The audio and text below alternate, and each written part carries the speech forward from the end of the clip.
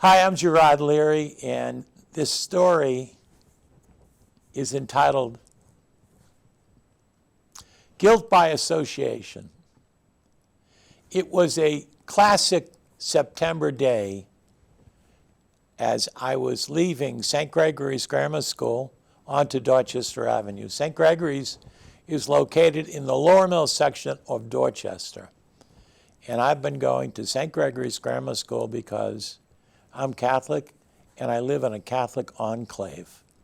So I'm going out of the school at about 3:15 with my three friends, Mark Fleming, Buddy Hickby, and myself. So we take a left onto Dorchester Avenue, and at the first intersection, we take another left onto Richmond Street. And we cross Richmond Street, walking past the Protestant church. Just then, a flurry of maple leaves comes down and lands on our heads and toes and everything like that. I don't know if it lands on our toes. It lands on our heads. That's what I meant to say. A flurry of apple maple trees, leaves. So as we further walk down the street, there are three triple-deckers. A triple-decker is a house that has 3 levels. And these triple-deckers were precisely pointing out to the road as if they were military men. We stopped at the first triple-decker, and in the yard was an elderly couple who were harvesting these beautiful beefsteak tomatoes. Buddy Higbee turned to us and said, "Watch this. Hey, you immigrants picking tomatoes, that's all you can do. Pick tomatoes, you immigrants." So I noticed the woman, who was probably in her mid-70s, there are tears coming down her eyes. And the man was fuming. He was also probably in his mid-70s. And he was ready to come and bust Buddy Higbee in the mouth. I knew I had to do something because there was a standoff. So I said, "Hi, my name is Gerard Leary, and I go to St. Gregory's School. I'm a practicing Catholic. And I just want to say on behalf of my friends and the moron to my left, we're very, very sorry that that language offended you. It's not how we grew up. We were never taught those words. And I want to sincerely apologize to you and your wife for being the subject of that ridicule. Please accept my apology." The man nodded, and the woman wiped her tears, and I waved goodbye to them. And then we turned and walked further down Richmond Street till we came to Buddy Higbee's house. And I looked at him and said, "You're a moron. You're just a moron." And he said to me, "You have no sense of humor." And I said, "Where do the cops get you, you wise bastard?" So then he went in his house. Mark and I walked further to Butler Street. He went down to Butler Street, and I went into Dorchester Park, where I'd come in the morning. About a 10-minute walk to my house. I sat down on the sofa, and about 20 minutes later, my mother came home. She taught grammar school down in Holbrook. So she was home, and she sat down and said, "How was your day?" We always had this little "how was your day" thing about the end of school. And she told me a little bit about what was going on with her. And she asked me, "Gerard, how was your day?" And I said, "Pretty regular today, except Buddy Higbee insulted this older couple." "What did you do, Gerard?" "I defended myself, and I defended my colleagues. I called Buddy King a moron, And I profusely apologized to this couple to the point where I think they acknowledged my sincerity. Then we walked a little bit further. I called Buddy King a moron and left him. I'm never going to walk with him again. And I walked down to Butler Street. Mark took off down to Butler Street, and I cut through the park, and I'm home. That's the story, and I'm sticking to it. Do you want another glass of milk? I'm going to have a cup of tea. And would you like another blueberry muffin? I said, I'm good with the blueberry muffins. I'll have a little milk. So that evening, we had dinner as usual. I washed the dishes and sat down and studied for a while and went to bed about 9 o'clock. Next morning, got up at 7, showered, dressed, had my Cheerios and milk and a banana, what I had every day for 8 years. And I met all my friends. We walked the half mile through Dorchester Park to St. Gregory's School. Everything was good. The morning was perfect. And at noontime, we were all allowed to walk home, and we had an hour to eat lunch and walk back. That's why I love walking to this day, because we did a couple of miles a day. We got back to school about 1 o'clock, and about 1:15, Monsignor McNulty, who is not my cup of tea, a big guy, and he wears a black cassock with red buttons on him to signify that he's a Monsignor. So we call him Red Buttons. He got on the PA system and said, those boys who were yelling unpleasantries at the couple across Richmond Street, directly across from St. Gregory's School, please report to the office. I evaluated his speech, and I didn't go.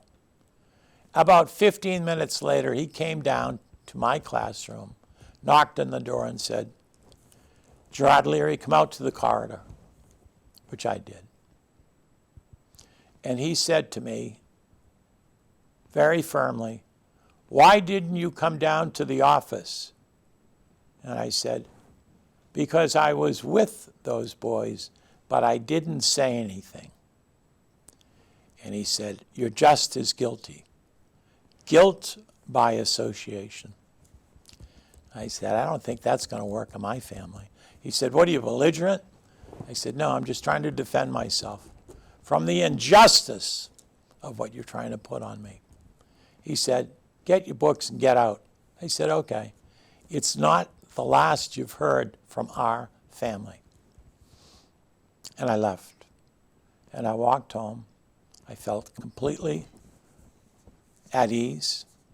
I knew I was right. And I sat on the couch when I got home. My mother came in about 20 past 3, and she said, what happened? I said, oh, it's just a normal day of school. I got expelled. And she said, let me get some tea. Would you like a muffin or a glass of milk? I think this story is going to be a whopper. I said, I think it is too. So we had the muffins, the tea, and the milk. And then she said, all right, let's start from the top. Leaving school, walking down Butler Street, the leaves falling, the triple deckers look like military men in a row. Nice image, Gerard, thanks. And going past the first house with the man harvesting the beefsteak tomatoes and his wife. That's when the problem started. I said I got expelled from school. Anyway, she listened to that story and she said, I'm going to call your father, Jack, because he usually comes home at 8 o'clock because he starts late in the morning. But I'm going to call him, and I think it's important that we all have dinner together. So she called him. He came home. And as soon as he came home, he said, Mary, my mother, call Bernie McNulty. I want to see him at 8 o'clock, just like a manager in an office. We had dinner, and my father quizzed me on the particulars of what happened and the sequences of events, because he was formulating in his mind how he was going to defend myself and our family. Washed our hands. My father put on his hat again, and we walked the mile and a half back up to St. Gregory's. Again, it was a beautiful mid-fall night. Short sleeve shirt, not a sweater, not a jacket, just beautiful. Full moon, my type of night. We got up there, rang the doorbell, the housekeeper came. My father said, "I'm Gerard Leary, this is my son. I'm Jack Leary, this is my son Gerard. We're here to see Bernie McNulty at 8 o'clock. She said, "He's expecting you." So we took a seat. A couple of minutes later, Bernie came down the stairs and said, "Hi, Jack." And Bernie extended his hand, and my father said, "Hi, Bernie," and didn't shake his hand. Like father, like son, "Hi, Bernie," no hand. We sat down. My father, being no nonsense, said to Bernie, "All right, Bernie, what's the story?" Bernie said, "Well, Gerard and Buddy Higbee and Mark Fleming started saying," "Stop it, Bernie, stop it." My son Gerard told me that he didn't say anything, that he was with the group of people, but he didn't say anything. So I think you need to retract that statement, because not only are you offending my son, but you're offending myself and my lovely wife. So I think you need to go another route on this story. "Well, Jack, I have to expel Gerard. I just have to do it. I can't change that."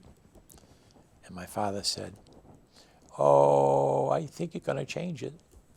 And he went on to talk about the rest of the encounter. And then he said,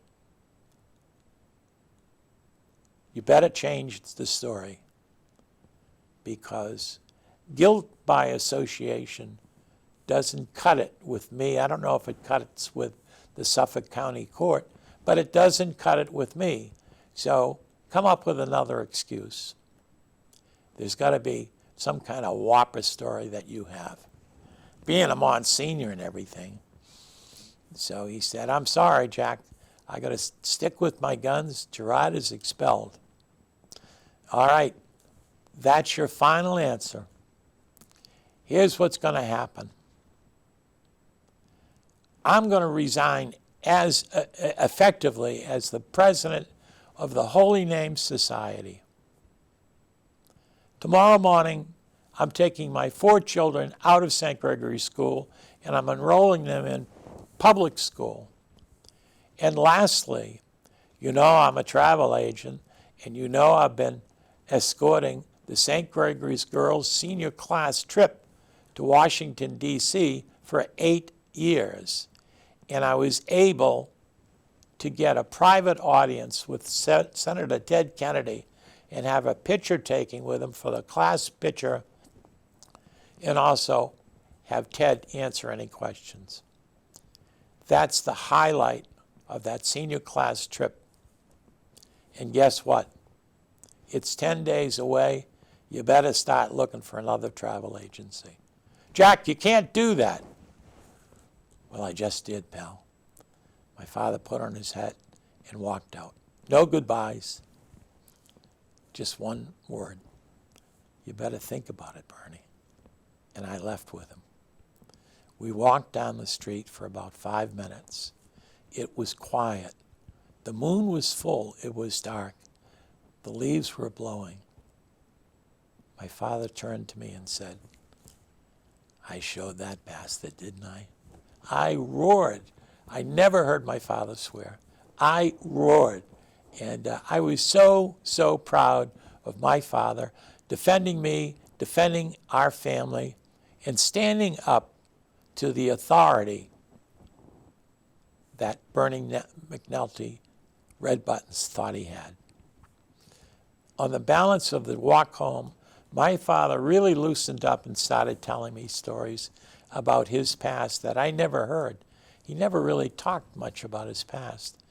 And I'm roaring all the way down, all the way home. I'm killing myself laughing. We come into the house. We lived on the second floor. We come into the house. I'm laughing. I can't believe it. I can't stop laughing. We get to the top of the stairs. My mother says, "Everything okay?" And my father says, "Couldn't be better." We sat down. "Jack, would you like a VO and ginger?" "Yes, I would. I'm going to have one myself," says my mother. "Gerard, would you like anything to drink?" I said, "I'd love a Pepsi." So we sat down. We went through the whole story, everything. We roared laughing. It was a done deal. He hit a home run. We don't care if we go back to that church. He's going to have a hell of a problem without having Ted Kennedy. That's for sure. And he's got all those parents he's got to deal with. So not my problem. My mother said, "I'm proud of you, Jack, and I'm more proud of Gerard for standing up for what he believed was right and for defending those people who were accosted. That is what I have taught him, and that is what you have taught him." Suddenly it was quiet. The phone rang. It was a wall phone with a coiled half a mile length. My mother went out in the kitchen, picked up the phone. "Yes." "Okay." "Jack, it's Bernie McNulty on the telephone." "All right." My father walks in and picks the phone up from my mother. "Hi, Bernie." "Hi, Jack." "Yep." "Yep." "Okay." "Everyone makes mistakes. He'll be there tomorrow at 8:30. Thanks for seeing the light, Bernie." He hung up the phone. I thought, what a superhero. Who does that? Who stands up to authority when they know they're right? That was my father. My name's Gerard Leary, and that's the story. Guilt by association. Thank you.